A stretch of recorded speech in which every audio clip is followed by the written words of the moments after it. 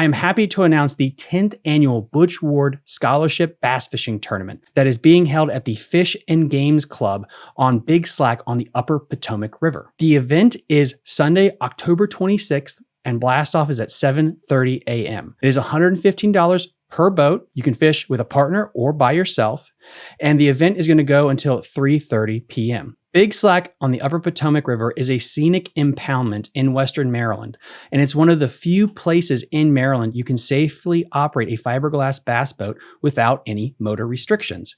But fair warning, Big Slack is no Bass Pro Shop aquarium or stocked bass pond. This is a tough fishery that's going to challenge the best anglers. But if you can catch them here, it'll make the Ohio River or New Jersey look like Lake Gunnersville. For more information, link in the episode description down below. See you there. You're listening to Fishing the DMV with your host, Thomas Ahrens. Fishing the DMV is brought to you by Jake's Bait and Tackle, located in Winchester, Virginia. If that doesn't get you jacked up, I don't know what will. Good morning, everybody. Welcome back to Fishing the DMV. I'm your host, Thomas Ahrens, and today we're heading back into the crappie world. I apologize to everyone. It's just completely dropped the ball. Don't know what to say about the crappie world. This is something I really want to cover more consistently, and I have the man, the myth, the legend on. We have Josh Morris of the Richmond Crappie Club back on the show. Josh, thank you so much for joining me. I appreciate it. Yeah, no problem. Thanks for having me. I had a couple of your members on earlier this year, luckily, when they just obliterated the crappie record, I believe, at Bugs Island earlier in the year. And that was freaking remarkable. Like, do you think there's a bigger bag out there on Bugs? I do. However, I think the stars aligned that day. And for the record, we we came in second that day, and we cracked 17 pounds. And Jeff Poston's son, or Ricky Poston, was fishing with me.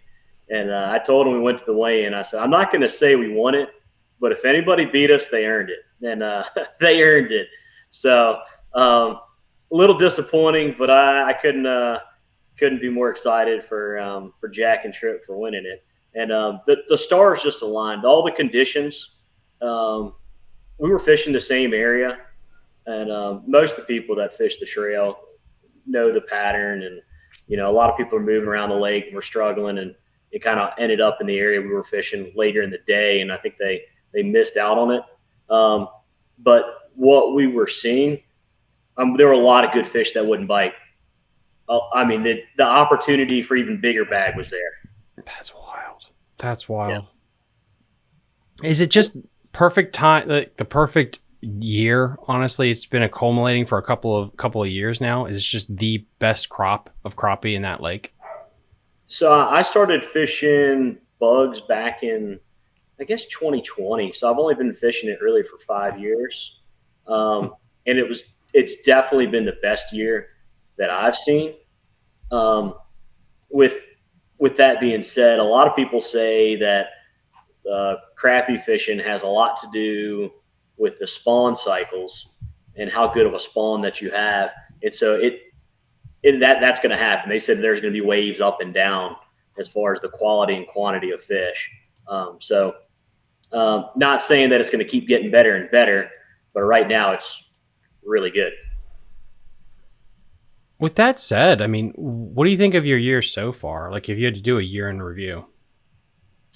So I filled in for a couple of tournaments for the Bobcats Trail, and I fished a couple other tournaments down there, but I didn't fish the whole season.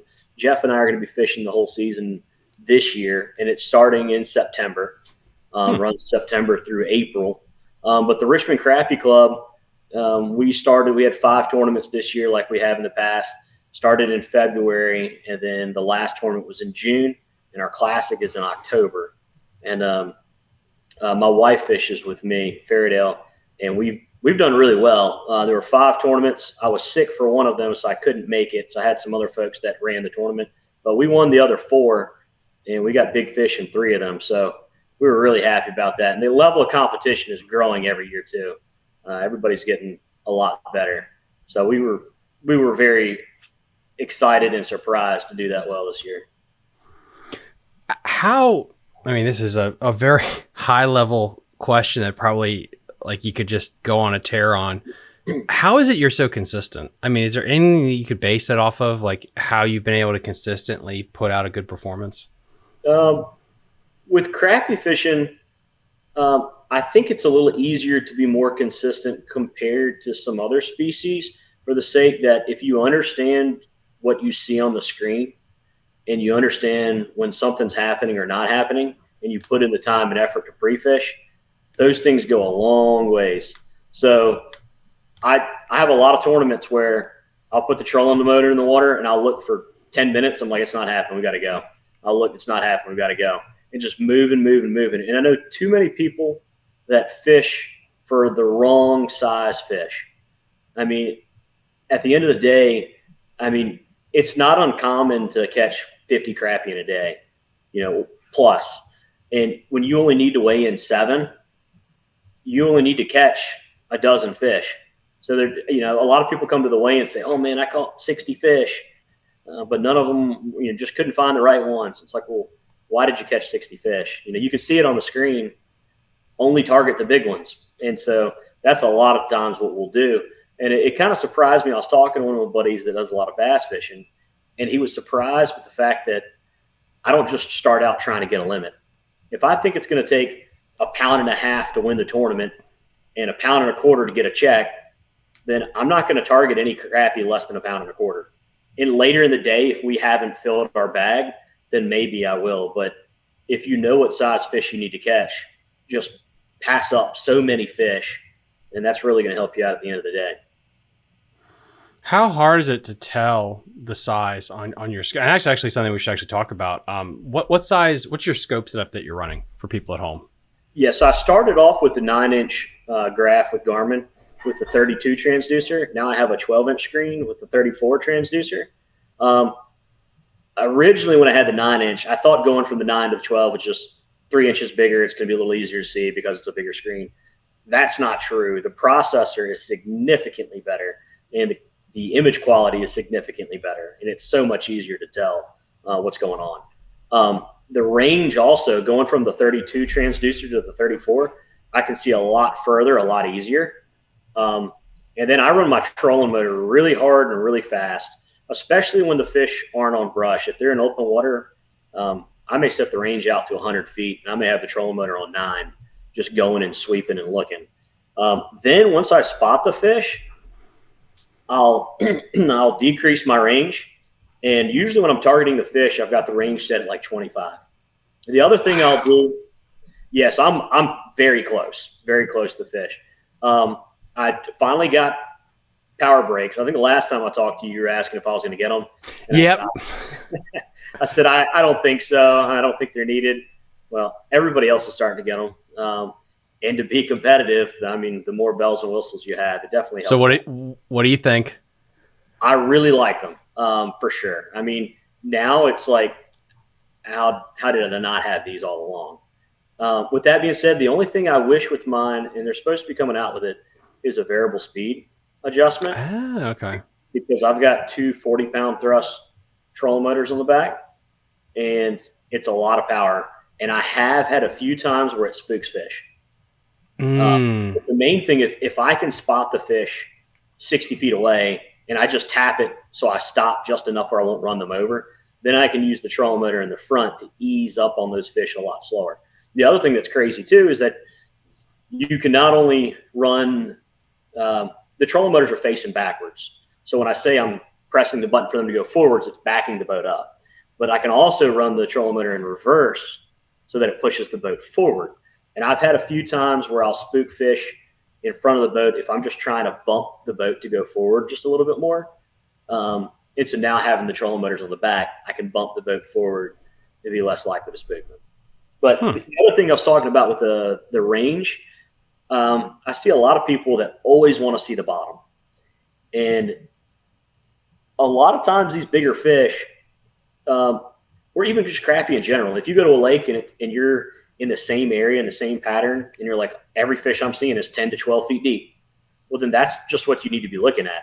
And I don't care if you're in 15 foot of water or you're in 25 foot of water, set your bottom on 15. Ignore everything below it And then you're going to have more detail on the screen, and it's going to be easier to size those fish up. And then when you've got the range set at 25, the depth set at 15, and you're looking at that every time, it's a lot easier to tell how big those fish are. But I'll say one more thing I'm working on is I like to fish shallow water, and there's some people that are really successful fishing deep water. And I say deep, fishing 25 feet plus, catching big crappie. And I'm not as good at fishing deep water, and I'm working on that because I want that tool in my tool bag. What's hard about it?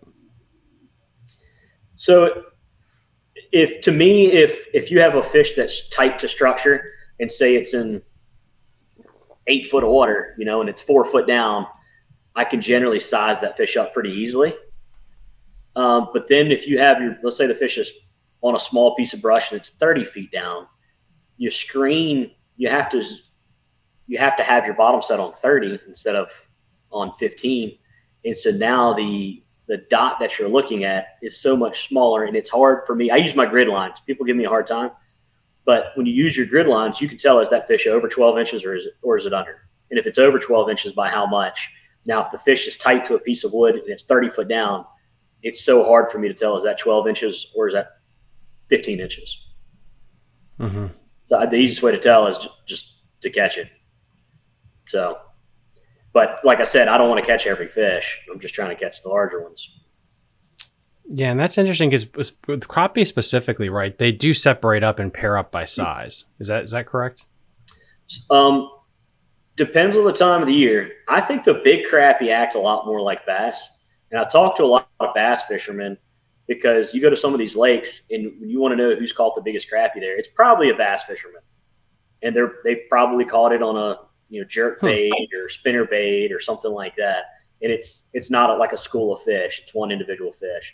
So I do find the bigger fish tend to do their own thing. Occasionally you may find a big fish on like the same dock or the same piece of wood as the smaller fish, but generally they'll be on a different part of the dock or a different part of the brush pile or the piece of wood. It's not often that you're just, here's a 9-inch fish, and here's a 15-inch fish. The exception would be some of the tidal rivers. I mean, you'll have certain areas that are just loaded with fish, and it seems like they're more likely to scatter and mix in with different sizes. That's weird. I wonder why they act like that in Tidal. That's a good question. Yeah. Your season is interesting going from, I guess, the wraparound of like a September-ish through April. I'm again, bass guy background. Why is that? So bobcats running that trail, I think there's a couple reasons. One, I know the store is very busy in the summertime. I know there's a lot of bass tournaments going on. And so I think they're a little bit slower throughout the winter. So they have more time to lot the resources and to pre-fish and to do all these things.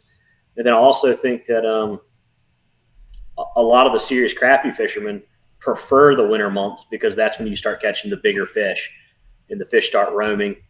Plus, it's pretty interesting. They've always done October through April from what I know in the past. And so this year they're starting in September. And each month it's very different going from September through April, like the depths of water that you'll find the fish, the parts of the lake that you may find the fish, going from summertime pattern through all the way through post spawn. It's pretty exciting. It's very different. Bugs Island, I really like with that series that it's very pattern specific and it's not as spot specific. The Richmond Crappie Club trail that we run, there's a lot of lakes or a handful of the lakes that are very spot specific. I try to mix up the months as much as possible where we fish, but Bugs Island, it's so huge. I mean, one year you find the honey hole and it's like, I know exactly where to go next year. And that's not always the case. Yeah, I've always been fascinated by that. That's definitely a biologist question I have to get on this show to talk about. Why is it some places are pattern versus area or spot? It is a thing, but I just never knew why that is. But yeah, it's 100% a deal. With the tournament season coming up and this basically being your preseason, so to speak, what are you doing to get ready for it? A lot more stuff around the house, because once the season kicks off, I'll be doing a lot less things around the house. But no, running. I mean, I really wouldn't say I'm doing that much differently right now. I fish as often as I can. I did start a guide service back in May. Oh, so, cool. Richmond Crappie Guide Service, LLC. I've ran a few trips out, mostly in the Richmond area, or so far it's only been in the Richmond area. But that's been a lot of fun, and then that's been a lot different too. And I'm learning a lot, because I'm trying to teach people how to fish, but then sometimes they'll present the bait a little bit differently than how I would want them to present the bait. And then rather than correcting somebody right away, it's kind of an opportunity to me to, well, let's see what happens, And so I'm learning some stuff from that too. And that's been a lot of fun. How hard was the test? So I'm working on getting my captain's license. So I'm not guiding on any of the tidal waters right now. So I'm not guiding on the James River, not guiding on the Chickahominy River, but you don't have to have your captain's license to guide on freshwater. So on the freshwater lakes.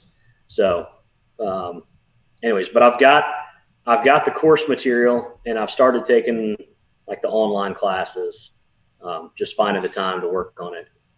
But it's a lot more involved than I thought it was going to be, for sure.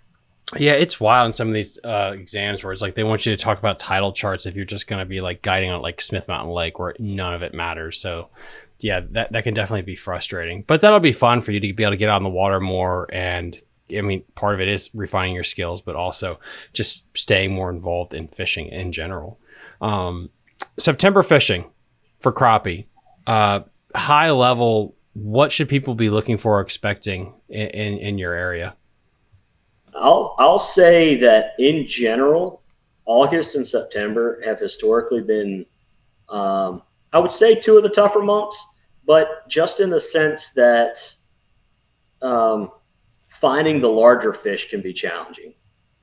And sometimes in the warmer months, especially you get around a full moon, the bite in the morning can be really tough, because I think these fish are feeding with the warm water. I think they feed more at night, more in the evening.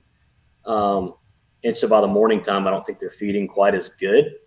Right now, I've been mostly fishing brush and bridge pollards, and anywhere there's shade. And really, the water temperature makes a big difference, I think. And it depends on the body of water too, because a lot of people like to fish deeper water, deeper brush. It's just this time of the year, I think it's really specific to the body of water that you're on. But if you're on a lake and there's a lot of docks, that's a good place to start. If you're on, if you find some bridges, that's a good place to find fish. But it's interesting too, because depending on where you go, you can find some roaming fish. We went on a family trip this past weekend, went down to Hyco Lake in North Carolina, and they actually had the lake closed for like the last month after they had some really bad flooding, and they opened it back up on Saturday. And so my dad and I went out on the boat, and we started fishing docks, and we were finding hundreds of crappie on these docks, but they were not very big. And then we started looking out in some open water and started finding big schools of fish swimming around in open water. And a lot of the lakes in the Richmond area, you're not going to find that this time of the year. They're usually stuck on brush, stuck on docks. But down there was a lot of roamers. So, are crappie do they just get lethargic or inactive in warmer months? I mean, they're feeding year round. So a lot of people would say that maybe they're a little more lethargic in the wintertime. So I don't think I would necessarily say that's the case, but I really haven't fished the hot months quite as much, because generally it's a lot hotter and I'm trying to get some of the projects done around the house. Yeah. So I've probably fished more this year in August, and then going into September than I have previous years. That's pretty crazy. Wow. So how do you when you're formulating your schedule for the Richmond the Richmond Crappie Club, how do you keep it fresh? Like you said, you moved it around when it comes time of year and stuff. Do you try to hit the same greatest hits of the same fisheries, or you try to mix in a dark horse to keep it interesting? So the last couple of years, it's been fairly consistent with where we're fishing. We fished Lake Anna, Chickahominy Lake, Chickahominy River, James River, and Lake Chesdin. I've talked to a couple of folks, and they want to add another body of water. So I think we're going to add the Rappahannock River. So I want to keep everything within about an hour of Richmond, so it's still the Richmond Crappie Club. And the other thing too, we've got some people an hour plus north of Richmond, and I don't want to have people that have to travel so far to commit to the season. So I think we're going to have 6 bodies of water, 3 lakes, 3 rivers, and then generally what I'll do with the season. We're starting in February, ending in June, and throughout that time frame, that's going from pre-spawn to post-spawn. And so, like Chickahominy River, for example, in February, the majority of the fish are going to be roaming and scattered, but in June, the majority of the fish are going to be on docks. And so, if one year we fish a warm month where I think they're probably going to be on docks, the next year we're probably going to fish one of the colder months where I think they're going to be scattered and roam. So that way it's not like, oh, this dock was hot last year, I'm going to this dock this year. And so I try to look at the schedule and say, okay, here's the months that we fished in the past. I'm going to try to mix it up as much as possible. And I still want people to have success. And I try to think about I'm not looking for the biggest bag from first place. I'm looking for the average bag to be as high as possible. So I'm trying to think about how do we do that too, so that, if you finish middle of the pack, it's like, oh, I didn't catch 7 fish and I'm middle of the pack. I want it to be like everybody did really well. Everybody caught a lot of fish. So I like that mindset though, because I that's when I talk about bass tournaments and things like that on the show, I gauge the health of a fishery not by the top end, but also by like, what was the last check? Like, what was that? Because okay, congratulations, it took 30 pounds to win, but it took 3 pounds to cash a check. Like, that doesn't scream a healthy fishery, or the fun factor too. Like, that's why people love to go up to the St. Lawrence, because you get your ass kicked, but you catch 25 pounds of smallmouth. Like, it's fun. So I'm glad you kind of think about that. That's what I do. So I live on the James River. I don't do a ton of bass fishing, but I keep up with the results of all the tournaments. And when I see the middle of the pack, coming in with 13 to 15 pounds, I'm like, all right, it's time for me to get the bass rods and go out there. How different are crappie on Tidal versus like lakes? Is there a huge difference in their behavior and everything? Are they more fickly in one versus the other? I think there's a significant difference in how you would approach them. For example, like a lot of people fish docks, and if you go somewhere like Lake Anna, or let's say Lake Chesdin, you go to Lake Chesdin and you're fishing docks. Generally speaking, you're going to want docks that are a little bit deeper water, and you're either going to look for the darkest, shadiest spot with the most coverage, or you're going to look towards the poles out towards that deeper water. In general, the majority of the year, and that's what you're looking for. Now, if you go to somewhere like Chickahominy River, the main goal is to get out of the current. And sometimes getting out of the current means you're on the walkway and you're not actually at the end of the dock at all. And I've caught some good fish off the walkways and not under the platform of the dock at all. So like the recipe of what you're looking for is completely different. And then the depth of water, I mean, I've caught nice crappie on tidal water and 3 foot of water in the summertime.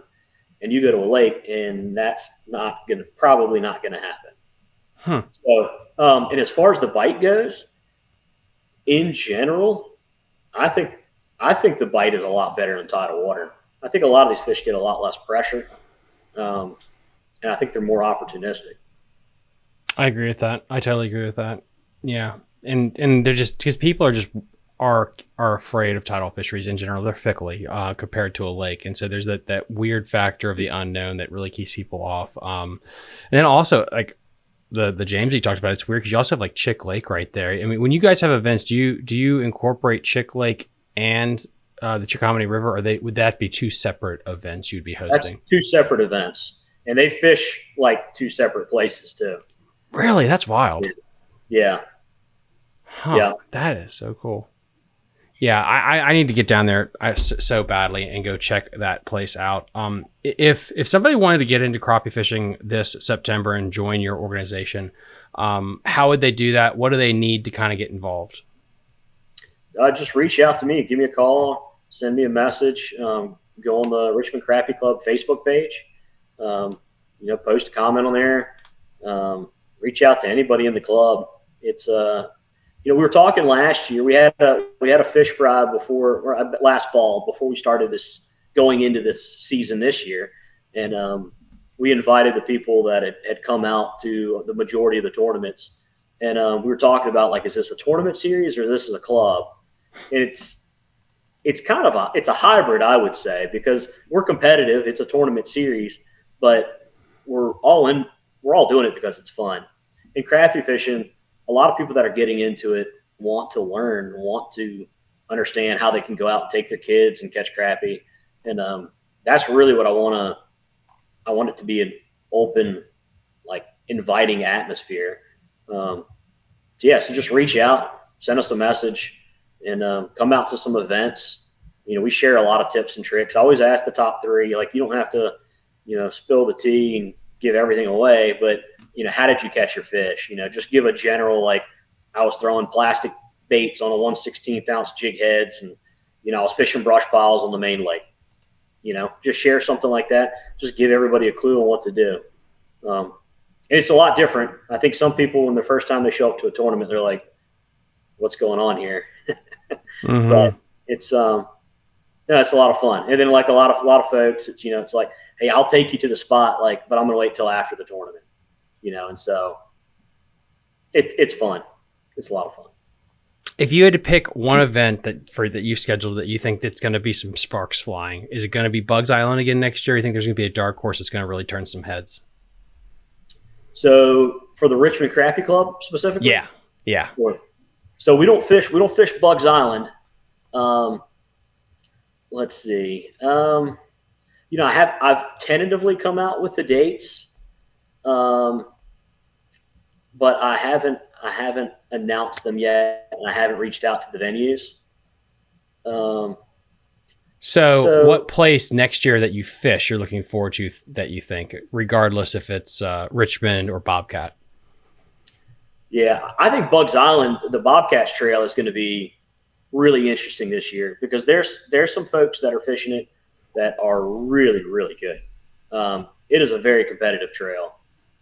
Everybody down there knows the lake really well. I wouldn't be surprised to see bigger bags than last year. That's wild. Wow. Good Lord. Yeah, it's not going to say it's going to happen, but I wouldn't be surprised if it did.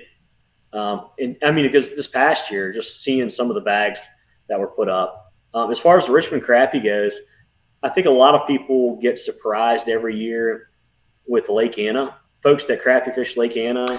Yeah. We've had a handful of years that we've had, 1.5 pound to 1 3/4 fish across 7 fish average. And, there's been a few 2-pounders pulled out, but I think a lot of people that crappie fish Lake Anna aren't used to seeing that quality of fish. And I don't think it gets the pressure. Like, you're not having as many folks that are live scoping, specifically targeting crappie. And that's crazy, because the thing with Lake Anna being the swimming pool of the rich and wealthy, it gets beat to shit from like Labor Day, from Memorial Day to Labor Day. It's so much boat traffic. And so you would almost think like it's highly pressured, but it seems like the right people aren't fishing it that would actually create that pressure on the crappie. Yeah. I think there's just a lot of the community holes that get pounded there, and that's about it. How much does boat pressure affect them? Like, if you're fishing a Lake Anna event and it's getting a little bit nicer in, let's say, April, does pleasure boat traffic affect them at all or spook them at all? I think it does. I've had a handful of places where I think the crappie can have a tendency to push down a little bit deeper. Because I've done also, when I got live scope and was getting better at it, tried all sorts of stuff, like what spooks a fish. Like I'm going to tap on my boat, gradually getting louder until the fish takes off, see what happens. And I'm going to run my boat over top of them and see at, what speed or how close I need to get to them for them to get spooked. And when the fish are roaming and suspended, I've seen a lot of times they'll go down to the bottom, and they may go down to the bottom for 20 seconds or a minute and a half, and they'll generally come back up. But I think when you get a lot of boat pressure, I think they'll push down, and I think they'll stay down. But it's also pretty annoying to fish crappie fish areas that are getting a lot of boat pressure from just dealing with all the wake and dealing with the water slap on the side of the boat. And like I said, I like to target the fish pretty close in. And you think about the cone angle, on your live scope, when you're looking out, if you see a fish that's 60 feet away, well, you may be able to cast that far, and you may see your bait, you may see the fish, but that doesn't mean that the fish sees your bait. Because as you get further away, the cone angle is getting wider. I saw a video when live scope came out, and I was trying to understand it, and it was an ice fishing video. And so he did the I can't remember the exact degree on the cone angle, but he went and painted it on the ice, and then he drilled holes. He drilled a hole that went over 5 feet or something, drilled another hole, and you could see it on the screen, and then he got beyond the painted line, and you couldn't see it anymore. And as you got further away, you could see where he was drilling a hole, and it was a wider range. So a lot of people forget that. A lot of people forget that for fishing muddy water for crappie. They're like, the fish is looking at my bait, it's staring at my bait, and it won't eat it. It's like, well, the fish probably hasn't seen your bait, because generally a crappie, it's going to react when it sees your bait. It's either going to swim up to it or it's going to swim away. It's generally not just going to sit there and not do anything unless it swam up, looked at it, and swam back down, and now you put it back in front of its face, then it may ignore it. But initially, you should get a reaction. Are crappie not as are how sensitive are they to the cone? Because I think there's a lot of people in, let's say, the bass fishing community where if you could catch them at 25 feet, that'd be awesome. But a lot of them say like the bigger bass are a little bit more wary and want to have 80 to 120 feet to consistently catch them. But it seems like you just said, you're catching them at 30, 25-ish. Like that seems pretty close. Yeah, and a lot of times, we're using a 16-foot rod, and I'm sitting back from the trolling motor 3 feet or so, 4 feet. I've caught a lot of good fish right underneath the trolling motor. I've caught fish underneath my boat that have drifted off of followed the bait out from a dock, and then they go underneath the boat, and I've stuck the rod under the boat and caught a fish. All sorts of crazy stuff. Now, I kind of wonder with bass how much it has to do with actually getting spooked from the sonar versus getting spooked from knowing that you're running a trolling motor and that you're stepping around in your boat and know that a boat is located there. I think as far as sonar is concerned, I think catfish, I don't know what it is with a catfish, but when the sonar, if they're close and the sonar's on them, even if you're being completely quiet, they'll drop down. Bass, I haven't noticed that they take off unless you make any noise. Like if you turn, and they're a lot more susceptible to sensing that the boat's there. So in the trolling motor, they may take off, where crappie may let you get right up on top of them. Now, crappie, the bigger crappie, the smarter they are. You may turn the trolling motor, they're 15 foot away. A big crappie may hear that and sense that takeoff.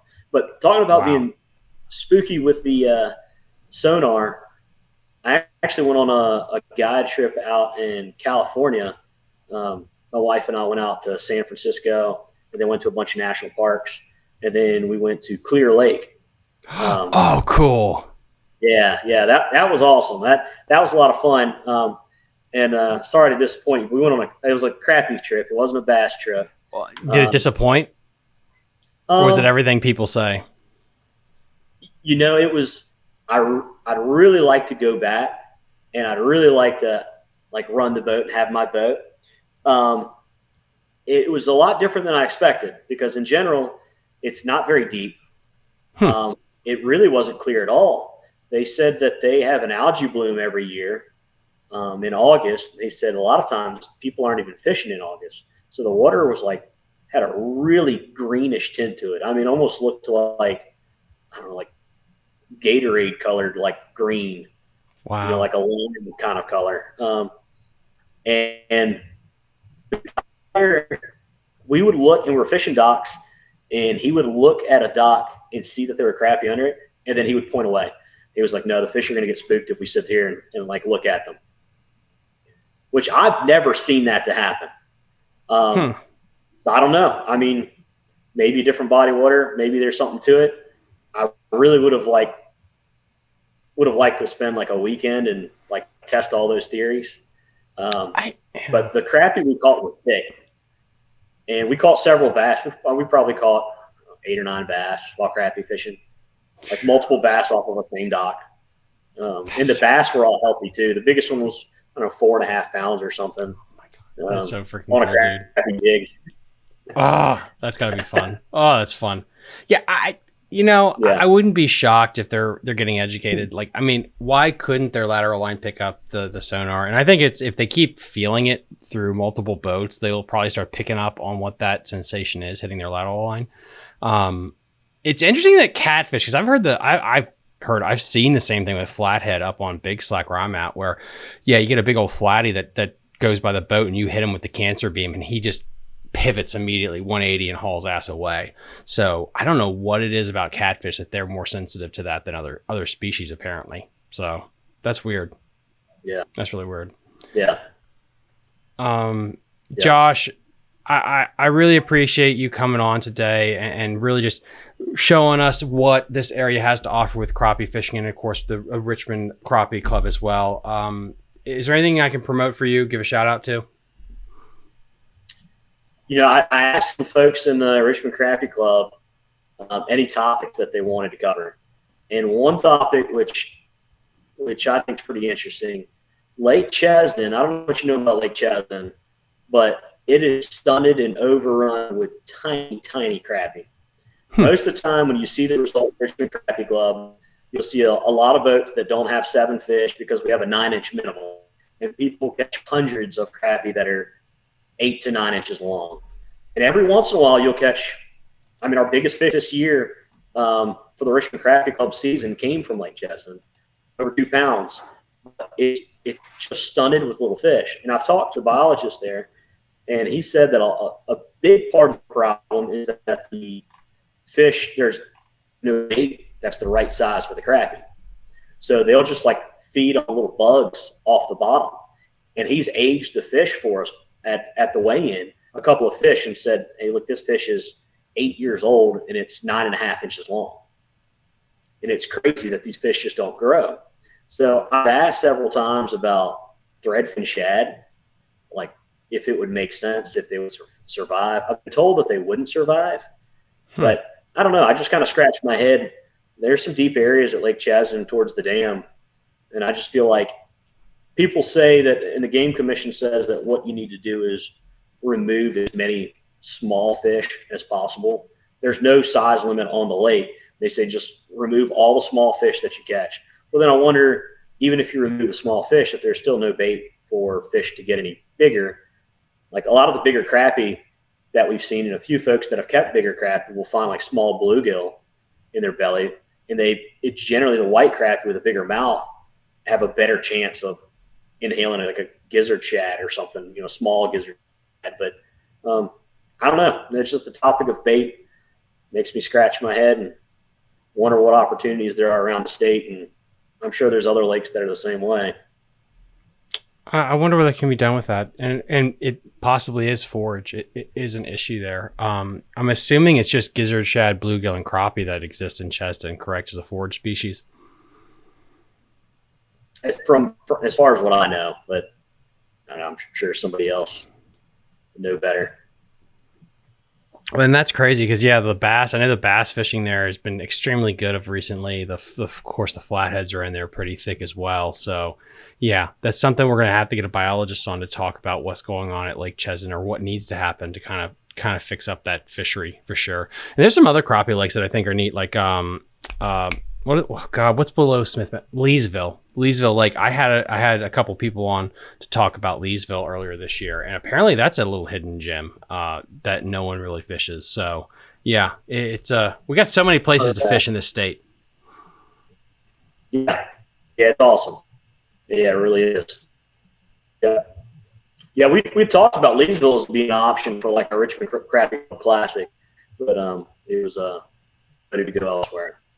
But as far as promoting, you were asking before I got on a tangent. Yeah, folks, check out the Richmond Crappie Club on Facebook, and yeah, reach out to me if you have any questions. I love to help people out. Yeah, check out. I've got a Facebook page for the Richmond Crappie Guide Service LLC. I'm predominantly guiding like around in Chickahominy Lake, some places like that, and yeah, Dance to Sport Goods, they sponsor us, so shout out to them. And yeah, if you're not sure what to get into crappie fishing, the folks there, Steve and the rest of the crew, they can point you in the right direction. And a lot of stuff that they carry, me and Jeff and other folks in the Richmond Crappie Club have told them, hey, we like this equipment, so carry this. So yeah, there you have it, guys. Check out Bob. Oh, you can finish up. Check out Bob's. Yeah. Oh, check out Bobcat's Crappie Trail. It's they're great folks down there too. And I mean, Bugs Island is an incredible lake. Yeah, there's a lot going on there. Yeah, and then also another thing too, if you get more into crappie fishing, earlier this year, we went down to High Rock Lake. A few folks from Virginia in the National Crappie League had a tournament down there. So, and from what I hear, they're planning on coming back next year. So I know a handful of us are probably going to travel down there.